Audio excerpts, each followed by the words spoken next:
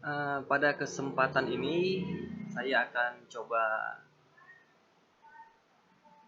mengupas, membahas, mereview tentang entry di Euro USD dengan sistem banyak menempatkan transaksi seperti ini, atau diistilahkan dengan nama layer biasanya. Jadi dalam hal ini saya akan coba menjelaskan kenapa berani meletakkan entry seperti ini, kenapa bisa seperti ini, terus kenapa harga bisa yakin harga akan turun ke bawah. Jadi dalam hal ini akan saya coba untuk menjelaskannya. Oke. Jadi pada entry yang pertama ini, yang di atas ini, yang ini, jadi pada saat harga berada di area ini, jadi sebelumnya saya menandakan ini sebagai area supply. Supply yang tercipta dikarenakan adanya pergerakan rally base drop. Lalu harga datang dari bawah, naik ke atas, rally, naik ke atas, dan masuk ke zona supply ini, membuat reaksi pergerakan harga. Dan harga turun kemari melakukan pergerakan korektif untuk pergerakan tren yang saat ini sedang naik dengan kuat.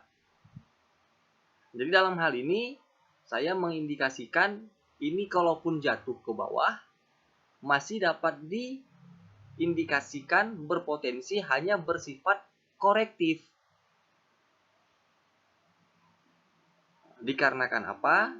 Dikarenakan belum yang namanya membreakout atau juga mengingulf lower low yang ada di sini. Nah, itu kalau bagi saya. Jadi pada saat harga turun kemari, sampai di poin ini, dia ketemu yang namanya base rally. Jadilah ini area demand. Sehingga dia merespon demand, harga naik ke atas. Nah, setelah melihat konfirmasi di time frame kecil, di area ini juga tidak ditemukan yang namanya itu bisa kita gunakan untuk kita entry apabila harga naik ke atas.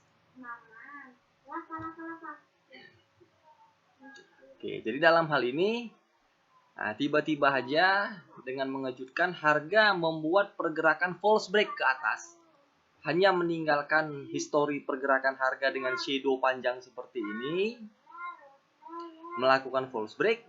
Maka dari itu kita lihat di sini apa yang direaksi, sementara supply ini sudah di engulf. Yang direaksi oleh pergerakan harga ini apa? Maka dari itu kita harus memulti time frame kan ke time frame yang lebih besar, agar lebih mudah, lebih enak kita melihat area supply ataupun demand. Tapi dalam hal ini sudah pasti supply. Jadi kita lihat di time frame besar di daily. Ini masih terlalu jauh. Kita lihat ke time frame weekly. Nah, yang direspon ini ya pergerakan responnya ya. Maka dari itu dapat dilihat di time frame weekly ini harga dari sini melakukan penurunan ke bawah. Ya. Setelah itu pada saat penurunan ini apabila diperhatikan ini ada yang namanya pergerakan drop base drop. Maka pergerakan drop base drop ini merupakan salah satu area supply. Ini shadow-nya juga masuk ya. Membentuk supply. Supply yang tercipta dikarenakan adanya pergerakan drop base drop. Kita ambil ruang lingkup besarnya saja. Oke. Sini. Sehingga apa? Harga masuk ke dalam zona supply di weekly ini. Nah, yang ini tadi, jadi kita hanya tinggal sebentar ya, mengambil ininya saja.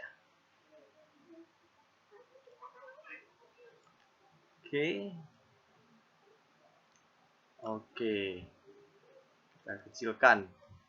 Jadi apabila dikembalikan ke time frame H1, nah ini dia.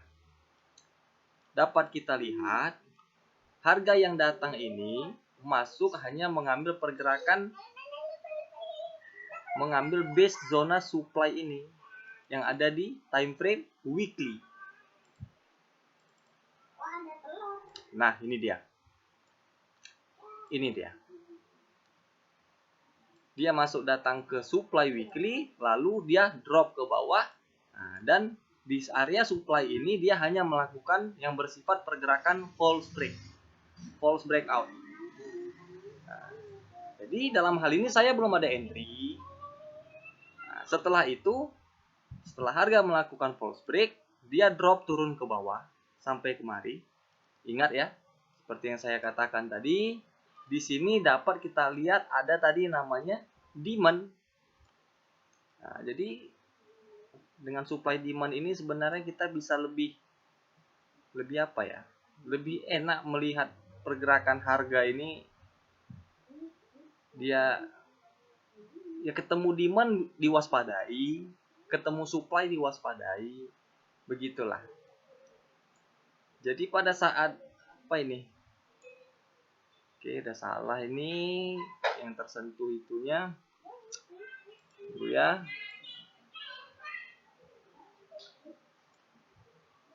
Nah, ini demand ya. Ya. Ini demand. Oke. Nah, harga turun ke bawah, masuk ke zona demand, dia mencoba naik, terus masih bermain-main di area demand ini. Setelah itu, demand ini seperti yang saya katakan tadi, potensinya ini adalah pergerakan korektif yang ini dikarenakan apa? Belum membreakout ataupun menginggalf demand yang ada di sini. Nah, sementara setelah false break, harga melakukan reaksi pergerakan harga yang dibuat itu adalah aksinya dia di sini dengan shadow membreakout ataupun juga menginggalf. Lebih enak kita sebut ini inggalf ya. Menginggalf zona demand, lalu harga naik lagi ke atas. Nah, disinilah pada dasarnya saya sudah mempersiapkan diri untuk yang namanya mau mencoba area supply dalam bentuk besar yang ini, dalam bentuk shadow ini. Nah, shadow ini yang panjang-panjang besar seperti ini juga dia termasuk dalam kategori supply. Nah, itu nanti dijelaskan lebih apa lagi. Jadi pada saat harga naik ke atas, jadi memanfaatkan ruang lingkup yang besar seperti ini. Nah, setelah itu tinggal hanya mencari area di mana kita mau melakukan transaksi di harga yang, kalau saya, yang dimana apabila saya transaksikan, resiko daripada yang akan saya terima itu tidak mau besar. Saya maunya kecil. Jadi pada saat ini saya entry di sini ya. Terus saya kecilkanlah time frame ini hanya untuk mencari zona supply. Gunanya apa? Satu, dengan adanya zona supply, saya bisa meminimalisir kerugian yang akan saya letakkan. Risiko yang akan saya letakkan ini akan lebih saya kecilkan. Jadi dalam hal ini saya ketemunya ini di time frame kecil. Jadi apabila mau dilihat, inilah dia. Pada time frame M5, kalau dapat kita perhatikan, M15 harga ada membuat drop, base, drop. Nah, ini hidden base di M15. Di M5 jelas terlihat di sini ada yang namanya drop, base, drop. Drop, base, drop, drop, base, drop. Nah, jadi sehingga setelah saya mengetahui hal ini di M5 ini tadi, maka saya hanya tinggal mengecilkan aja. Yang tadinya kan ini kan kotak warna ungu ini, apabila saya entry di sini, kemari kan stop loss-nya itu lebih kurang ada 305 poin. Nah, 305 poin kan banyak itu. Nah, jadi setelah saya menemukan drop base drop seperti ini, nah, saya entry di sini. Risiko yang saya letakkan pertama itu adalah di sini. Jadi lebih terminimalisir lagi. Yang tadinya 300-an sekarang menjadi 175. Jadi apabila rugi tidak terlalu banyak. Dan apabila tersentuh, ikhlaskan saja. Namanya juga kita mencoba menganalisa. Ya tidak masalah. Yang penting kalau saya nomor satu, kenapa menggunakan supply? Karena apa? Yang paling penting itu adalah kita dapat mengetahui berapa sih risiko yang akan kita letakkan. Itulah nomor satu. Saya apapun ceritanya kalau entry tetap melihat dan menilai dulu seberapa besar risiko. Nah, kalau masalah bicara keuntunganmu berapa banyak yang didapat itu nggak usah dibahas ya. Siapapun pasti mau kalau bisa dapat sampai ya berpuluh-puluh atau juga beratus ribu pips. Nah, jadi pada saat di sini ada supply, ya. Nah, jadi ini harga datang naik pertama, terus dia turun, ya. Ini lihat, kita kembali ke M5. Di sinilah saya pertama kali melakukan entry. Sini ada supply, harga datang kemari, drop, dan menginggal demand ini. Jadi pada saat harga naik ke atas, saya hanya memanfaatkan supply dalam bentuk shadow yang kecil ini pertama. Ini dia. Nah, memanfaatkan area supply ini, harga datang kemari dan stop loss saya letakkan di sini. Nah, ini semua sekarang stop loss sudah saya hapus. Nah, di sinilah saya letakkan stop loss nih. Nah, lebih kurang. Nah, kenapa dihapus? Sebenarnya tadi stop loss ini saya hapus dikarenakan nanti saya mau buat yang namanya tuh break even point seperti ini contohnya. Jadilah stop loss plus ya. Kita trailing stop. Yang tadi stop loss di sini nanti ntar kita pindahkan.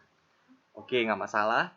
Jadi sekarang pada saat harga sudah menginggalf demand yang ini, saya mengindikasikan harga akan datang ke supply ini dan saya letakkan stop loss di sini.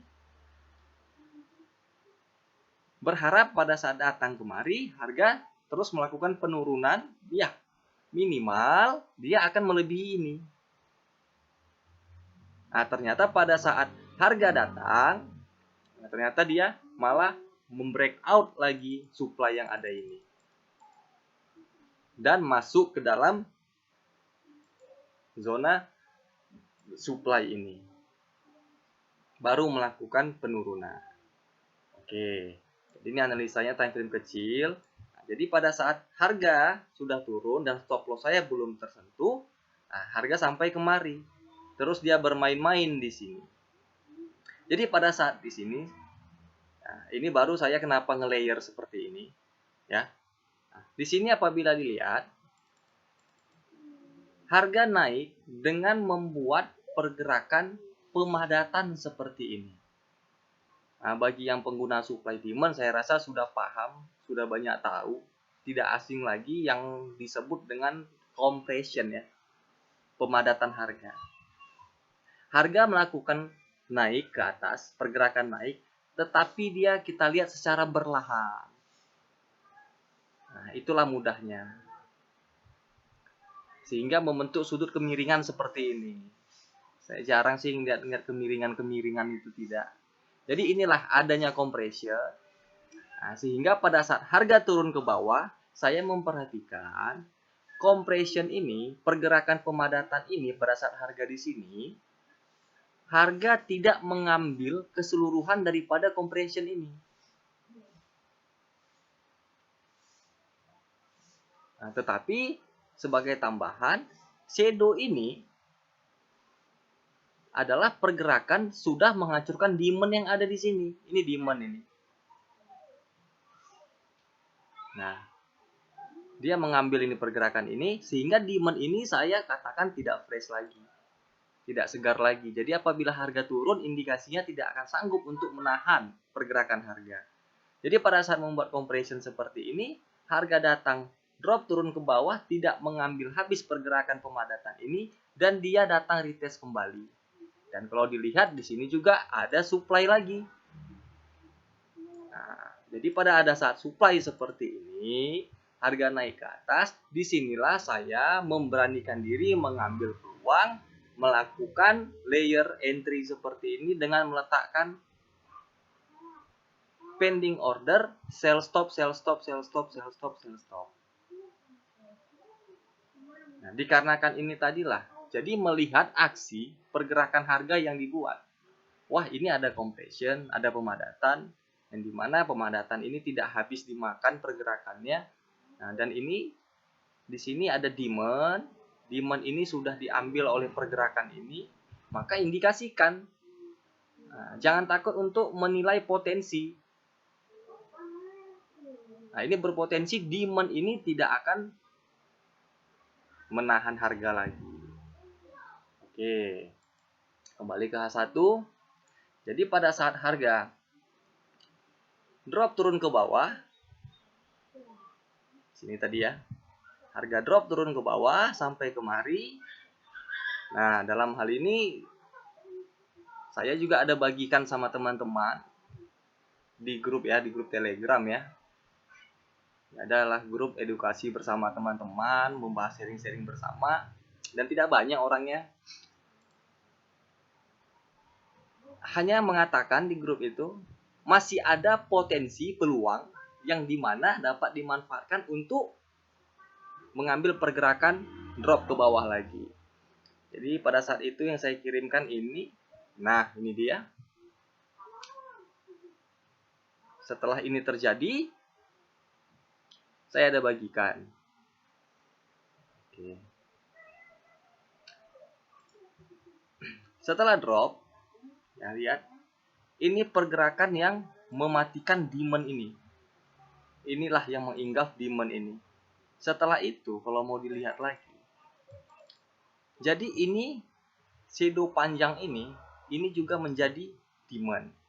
Dan di sini direaksi oleh pergerakan yang shadow ini. Nah, jadi belum diinggaf pergerakan ini. Hanya dia mengambil pergerakan ini turun ke bawah, mereaksi demand yang ada, harga naik lagi ke atas. Lalu pada saat naik ke atas, jadi saya menyimpulkan pergerakan naik ini hanya bersifat korektif. Setelah membuat impulsif dengan momentum pergerakan yang kuat, dapat kita lihat ya, di sini ada imbalance, pergerakan imbalance. Nah, biasanya pergerakan imbalance ini bahasa mudahnya apa ya? Pergerakan yang disebabkan berita dengan adanya rilis berita seperti ini, apabila dia ada melakukan korektif dan dia ini kan membuat impulsif, setelah itu dia melakukan korektif. Biasanya inilah banyak yang disebut dengan mengambil orderan yang tertinggal. Loh, kenapa tertinggal? Ya karena apa? Sifat dari pergerakan imbalance ini adalah pergerakan yang terkesan tergesa-gesa. Jadi pada saat membentur dan mereaksi demand di sini, harga datang melakukan sifatnya pergerakan korektif ya untuk melanjutkan perjalanannya lagi. Nah, jadi pada saat melakukan korektif seperti ini, ya, nah, saya mengecilkan lagi time frame, melihat di dalam pergerakan ini ada tidak kira-kira zona supply yang dapat saya manfaatkan untuk saya entry. Lah, kenapa harus disupply? Ya namanya juga mau order sell, mau melakukan transaksi penjualan, mau mengikuti pergerakan yang saat ini sudah drop. Nah, dan kalau bagi saya sudah terkonfirmasi reversal untuk time frame H1, bukan berarti untuk time frame H4 reversal. Hanya khusus untuk time frame H1 ini saja. Jadi dengan adanya potensi reversal, dengan analisa saya mengatakan ini sudah terjadi reversal. Jadi pada saat melakukan korektif, Nah, dengan adanya impulsif, korektif, nah, jadi saya mengasumsikan akan terjadi kembali pergerakan impulsif. Nah, jadi di sini mencari supply, mau tidak mau ya dikecilkan lagi lah time frame ini sampai ketemu, contohnya M30. Nah, di sini kan dapat kita lihat harga membuat secara hidden base, drop, base, drop. Nah, ini hidden base. Ini jadi drop, base, drop. Jadilah ini supply. Nah, untuk nampak jelasnya lagi, kecilkan lagi PM15. Nah, di sini baru terlihat jelas adanya pergerakan drop, base, drop. Ya sudah, pada saat harga datang kemari, nah jelas ya sudah nampak kita di sini. Sebawahnya di sini ada zona supply dari pergerakan drop, base, drop.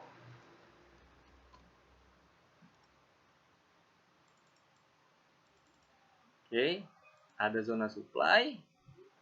Oke, setelah itu harga membentur demand tadi di sini dan dia mereaksi naik ke atas. Nah, mencari supply dan ketemulah supply ini tadi. Setelah ketemu supply, barulah saya melakukan transaksi. Masuk saja ke zona supply ini, saya sell. Saya sell langsung di sini. Buka dua orderan. Nah, membuka dua orderan. Nah, terus kenapa ini ada layer lagi entry banyak? Nah, kita kecilkan lagi time frame tadi. Jadi apabila dilihat, nih, ini supply-nya tadi kan. Jadi pada saat harga, ini dia. Pada saat harga turun kemari, dia naik ke sini kan mereaksi demand tadi, ya. Naik ke atas membuat yang namanya pergerakan compression, pemadatan kembali. Benar ya? Membuat pemadatan kembali. Ya sudah. Nah, tapi dalam hal ini saya belum melayer nih. Masih bertahan di dua entry yang ini, yang dimana stop loss saya letakkan di atas zona supply. Nah, inilah entry lebih kurang stop loss cuma dalam 55 poin aja, 5 pips. Nah, pada saat harga turun ke bawah, setelah itu dia datang lagi kemari, mereaksi lagi kembali yang namanya ada supply di sini. Ini jadi supply-nya.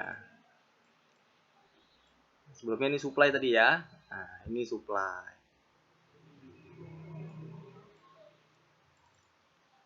Jadi saya coba bagi satu tips.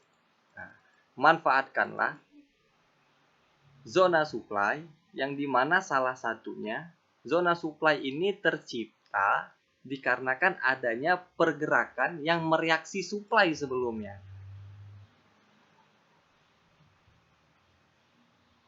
Itu salah satunya. Tetapi ya ini juga tidak selamanya berlaku. Nah, kan begitu. Tidak selamanya berlaku juga seperti ini. Cuman hanya kalau dengan supply, demand ini kita bisa lebih meminimalisir kerugian sajalah. Nah, pada saat memang di sini supply ini mereaksi lagi, setelah itulah baru saya yang namanya meletakkan pending order, sell stop, sell stop, sell stop, sell stop, sell stop ini semua. Yang ini.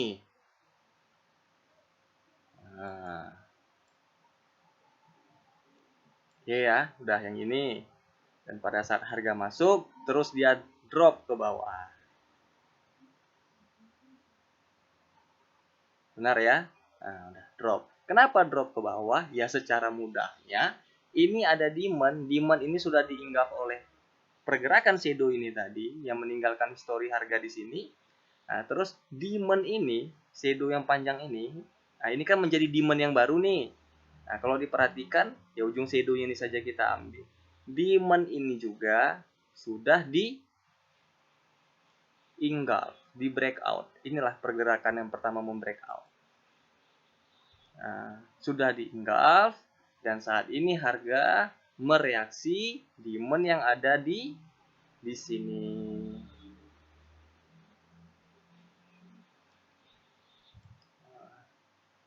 Dalam bentuk shadow. Shadow ini juga termasuk demand. Ya.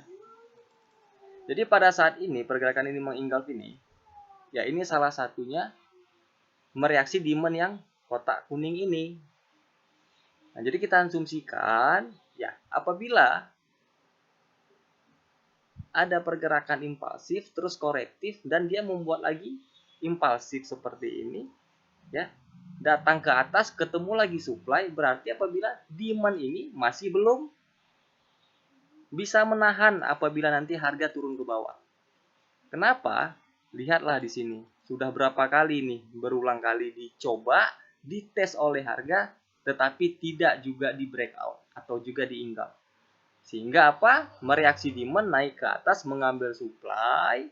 Setelah itu barulah dia menghancurkan demand ini sampai ke mari.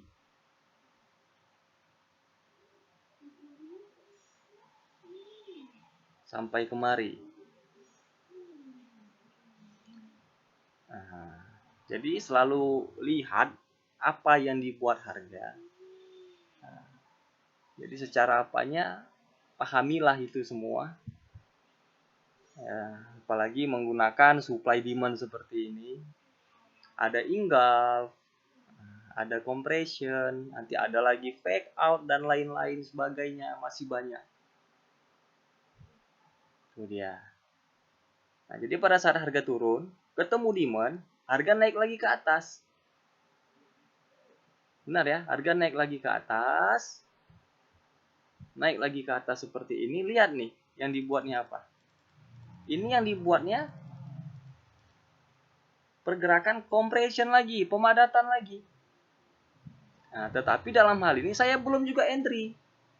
Kenapa? Saya entry di sini, di area supply ini. Saya tetap hanya melakukan entry sell di area supply. Tidak akan melakukan hal entry itu di luar daripada zona-zona supply sama demand.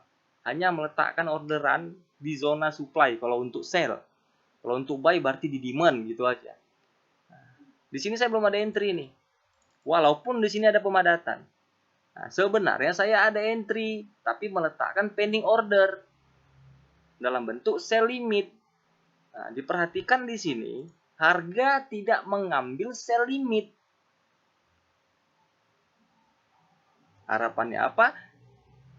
Harapannya sebenarnya pada saat ini masuk harga ke area supply ini, nah terus mengambil pergerakan pemadatan. Ini dia jatuh, langsung jatuh, bam, satu batang seperti ini, mau makan lagi yang namanya pemadatan ini. Ternyata tidak, pending order saya tidak tersentuh. Nah, tidak tersentuh, tidak diambil oleh harga. Nah, kalau dilihat spread saya pun cuma 1 sampai 3 ini.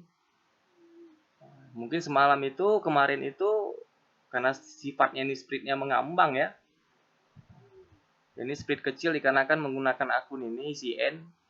Ya, akun CN brokernya ya broker yang ada aja. Jadi tidak mengambil orderan ini, sell limit saya, dan harga turun kemari. Ya, turun kemari, lihat nih, kan jumpa demand. Nah, sekarang ini ada demand, ya. Nah, demand ini, disinilah dia sudah di-engulf, harga naik lagi ke atas. Setelah itu, ketemu supply yang ada di sini, harga drop lagi ke bawah dan mengambil demand ini lagi. Mengambil demand ini lagi. Nah, jadi pada saat ketemu demand ini, nah disinilah saya berharap apabila harga ini naik lagi ke atas, nah, mudah-mudahan entry ini, sell limit ini dapat tersentuh oleh harga. Nah, jadi ini adalah zona supply yang dimana saya ya mengecilkan lagi time frame. Lihat, ada tidak pergerakan harga yang membuat drop base drop. Nah, di sini secara hidden nampak terlihat ya ada drop base drop. Ya, kalau mengambil keseluruhannya itu ya sampai kepada pucuk shadow ini. ujungnya ini. Ya, jadi di sini tidak tersentuh. Kalau seandainya dibuat dalam zona besar seperti ini, mungkin akan tersentuh. Tapi saya biasanya hanya mengambil atas-atas seperti ini. Karena apa? Hanya mau entry, kalau bisa itu risikonya kecil, jangan besar-besar. Untuk apa kita risikokan yang besar-besar? Nah, terus ketemulah di M5 lagi kalau mau dilihat. Nah, di sini nampak jelas drop, base drop. Maka dari itu jadi juga lah ini supply yang tercipta dikarenakan adanya pergerakan drop, base drop. Nah, ini dia, tulis supply, kembali ke H1. Nah, ini dia.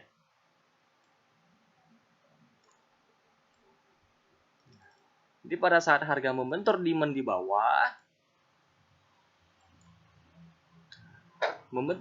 bawah, ini naik ke atas dan harga mengambillah orderan saya yang ada di sini dalam bentuk sell stop. Jadi pada saat mengambil, nah, harga turun ke bawah dan tetap mau melakukan pergerakan naik ke atas. Jadi pada saat naik ke atas di sini, ya, di sini sejajar daripada compression ini, pemadatan ini, saya buatlah sell stop kembali, mengikuti histori yang sudah ada. Jadi saya buatlah seperti itu. Ya, memberanikan diri juga. Tapi ingat ya, menggunakan layer-layer seperti ini, saya pribadi tetap menggunakan stop loss. Ya, tetap stop loss itu di atas zona supply. Apabila orderan kita dalam bentuk sell. Ya, kalau dalam bentuk buy ya, berarti di bawah zona demand. Terus harga turun ke bawah, mereaksi demand yang ada di sini, ini tadi ya. Dan ini ada naik lagi ke atas, mereaksi demand yang tercipta oleh pergerakan ini. Nah, jadi di sini demand ya direaksi oleh ini. Nah, jadi di sini harga yang mereaksi ini dia membuat juga namanya demand. Nah, ini demand.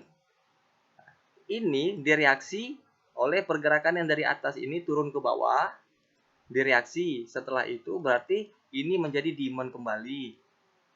Dah.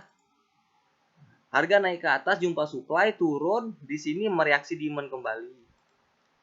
Nah, dan demand berulang kali demand ini akhirnya dihancurkan.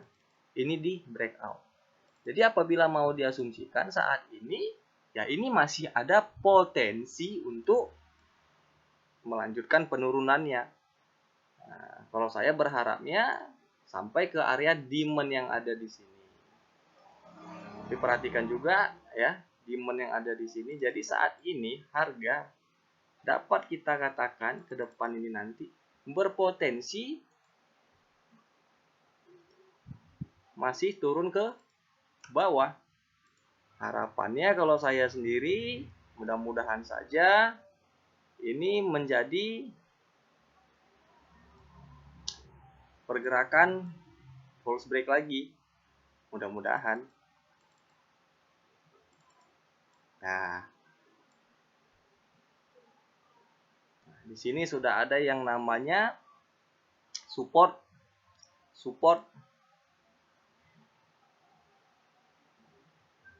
Nah, mudah-mudahan aja ini masih ada potensi penurunan. Di sini kalau mau dilihat juga ada supply dalam bentuk ini ya, ini supply hampir ya, malah mereaksi supply drop base drop yang ini. Nah, ini ada jadi demand ya, arti katanya ada demand di bawah ini ya, bagi kita yang ada entry sell ya bisa diwaspadai. Dengan arti kata apa ya, apabila nanti harga datang kemari mau di take profit silakan, atau mau di partial close silakan. Nah, itu semua tergantung daripada trading system kita masing-masing ya. Money management kita bagaimana, trading plan kita bagaimana, itu dikembalikan ke enaknya kita sendiri bagaimana. Kalau saya biasanya memang menggunakan partial close. Seperti inilah dia. Jadi inilah alasannya, hanya dengan memanfaatkan zona supply bisa menghasilkan. Hanya dengan memanfaatkan yang namanya pergerakan harga itu kita lihat apa yang dibuat, engulf, breakout. Ya mudah-mudahan kita sudah bisa menilai. Jadi jangan takut untuk mempotensikan segala sesuatu hal. Wah ini sudah di-engulf demand ini. Nah demand ini sudah tidak segar ini, sudah berulang kali dites. Harga naik ke atas melakukan korektif ini sifatnya nih. Kenapa? Di atasnya sudah ada impulsif gitu kan. Berarti apabila turun, demand ini tidak akan menahan. Ya jangan takut kita punya pola pikir seperti itu. Ya namanya juga potensi. Jadi manfaatkan aja potensi tadi untuk kita jadikan peluang. Nah, carilah peluangnya dalam hal itu. Nah, jadi seperti ini. Nah ini demand ini sudah di breakout. Harga datang, ya seperti sama kayak di atas ini. Mudah-mudahan sifatnya mencari supply. Setelah itu drop, dan perhatikan di sini ada demand. Nah, jadi seperti saya ini ada entry sell seperti ini. Ya demand ini apabila harga datang kemari saya waspadai. Tapi sebelum sampai kemari, nah, ingat dulu di sini. Nah, di sini dia juga membuat yang namanya demand. Nah ini juga demand. Jadi sampai kemari pun juga ya waspadailah dulu hal ini. Demand ini. Waspadailah dulu demand ini.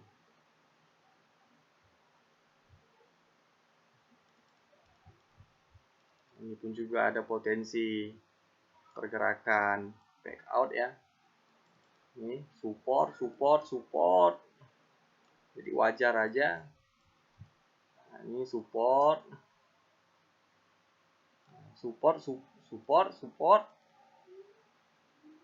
Hanya melakukan pergerakan turun sedikit ke bawah terus naik.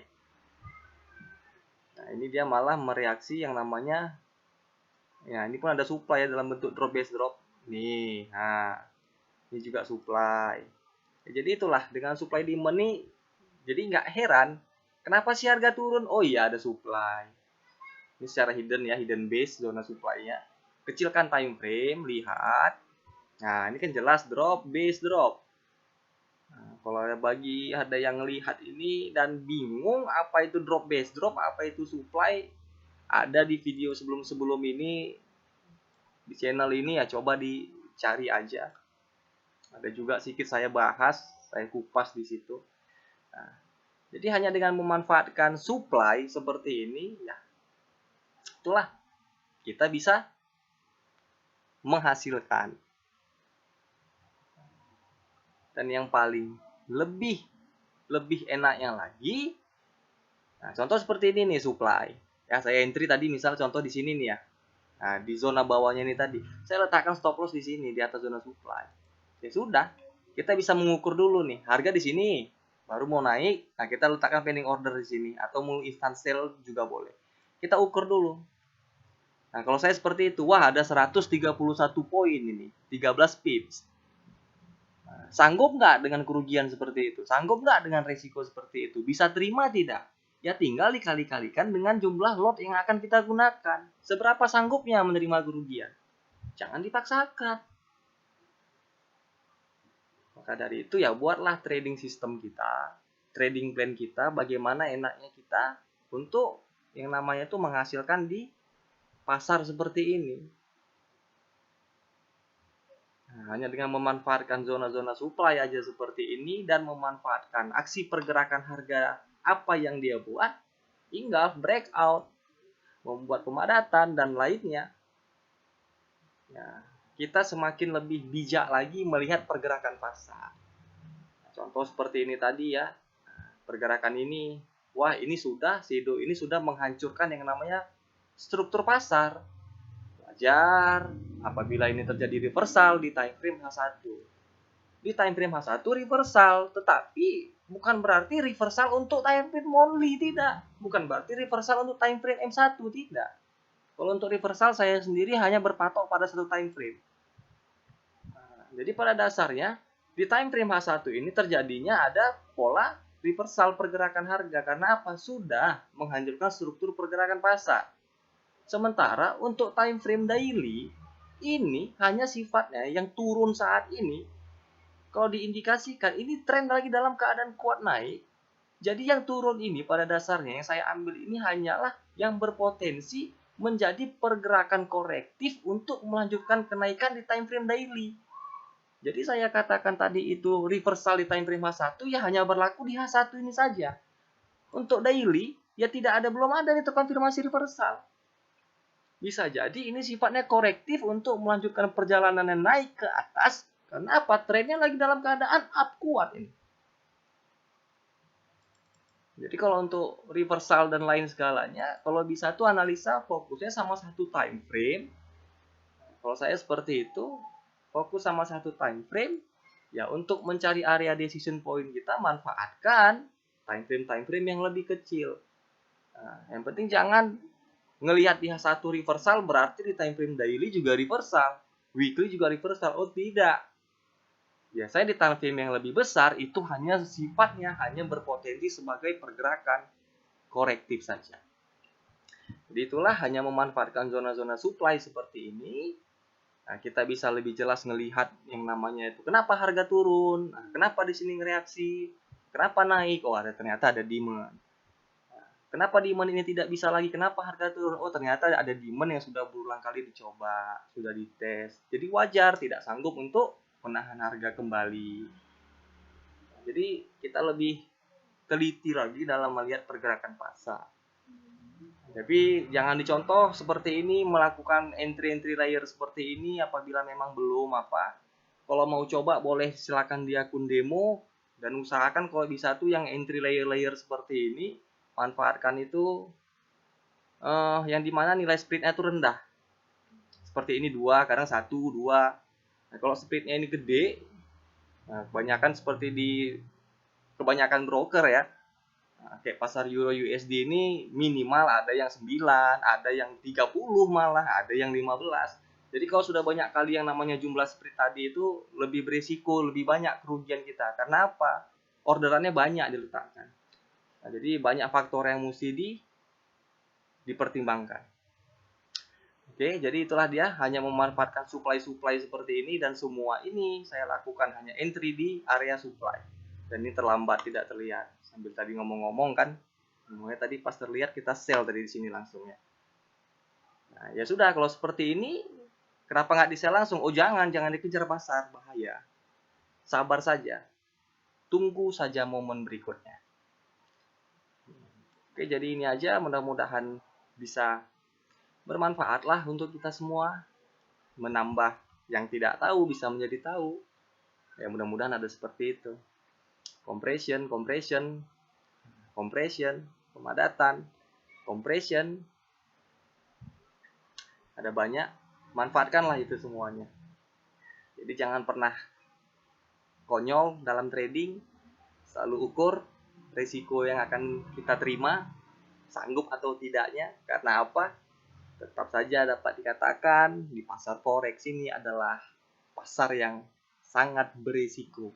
Jadi tetap saja kita harus mewaspadai itu semua. Minimalisir kerugian untuk mendapatkan keuntungan.